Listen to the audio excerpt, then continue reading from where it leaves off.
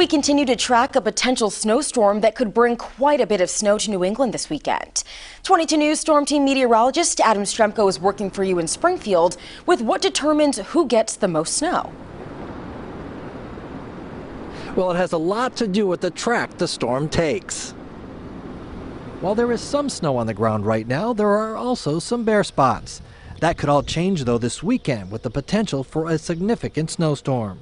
And it's not that unusual for us to get some pretty big snowstorms this time of year. We've had some pretty big storms during the month of January here in western Massachusetts. Back in January of 2019, from the 19th to the 20th, 6 to 10 inches of snow fell across western Massachusetts. On January 4th, 8 to 12 inches of heavy snow fell, reducing visibility and making it difficult to get around.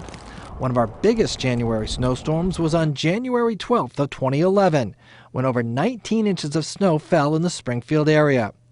It's the track and intensity of the storm that determines who gets the most snow. But it really depends on exactly where the center of the low pressure system lands, because that's where they're going to get the significant amount of snowfall, the significant amount of wind. So a little bit of a shift where it is right now, because it's so far away, would mean a huge difference in the impacts we see here in western Massachusetts. And although they may be a major inconvenience, snowstorms are good for the ski business. When there's a snowstorm in the forecast, the excitement level increases.